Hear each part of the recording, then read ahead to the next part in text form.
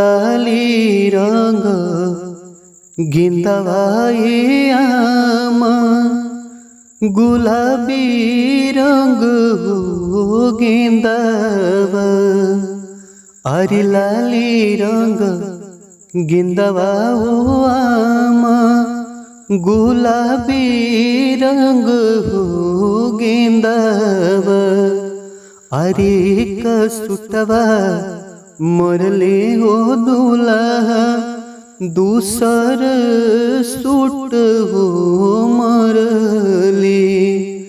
अरे तीसर सूटवा मोरले दूल्हा, गिरेला जमुना हो तीरावा। अरे तीसर सूटवा मोरले हो दूल्हा, गिरेला जमुना हो तीरावा। अरे रोवेले को वो न हो दूल्हा, लट धुनी हो केसिया। अरे के ये चोरवले आमा, लाली रंग के गेंदावा। अरे के ये चोरवले आमा, गुलाबी रंग हो गेंदावा। अरे हंसेली कवन हो शोभावा, मुखे खाली हो पनावा। अरे हंसेली कवन ये शोभावा, मुखे खाली हो पनावा। अरे हम ही चोरवनी दूल्हा, लाली रंग हो गेंदावा। अरे हम ही चोरवनी दूल्हा, गुलाबी रंग हो गेंदावा। अरे के करा दी मांगे सुबावा, चोरवलो लाली हो गेंदावा। अरे के करा दी मांगे सुबावा, चोरवलो लाली रंग गेंदावा।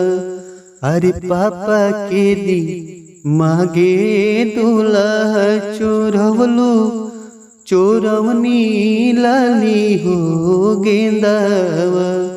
अरे भैया के दी मांगे दूल्हा, चोरवनी लाली हो गेंदावा। अरे चला चला चला ये सुभावा, अरे चला चला आरा नगरिया, छोड़बो तोहरो दिमगवा।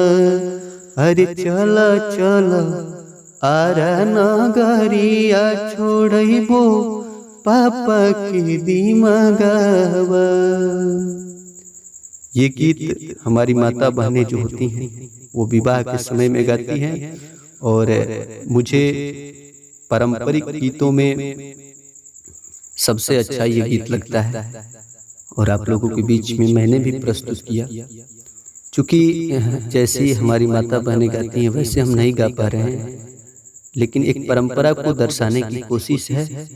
अगर आप सबको अच्छा लगा हो और भोजपुरी और हमारी सभ्यता का जो परंपरा है वो इस गीत में झलकता हो, तो हमारे इस चैनल को जरूर सब्सक्राइब करिए, इस गीत को भी शेयर करिए और कमेंट करके जरूर बताइए कि ये गीत कैसा लगा।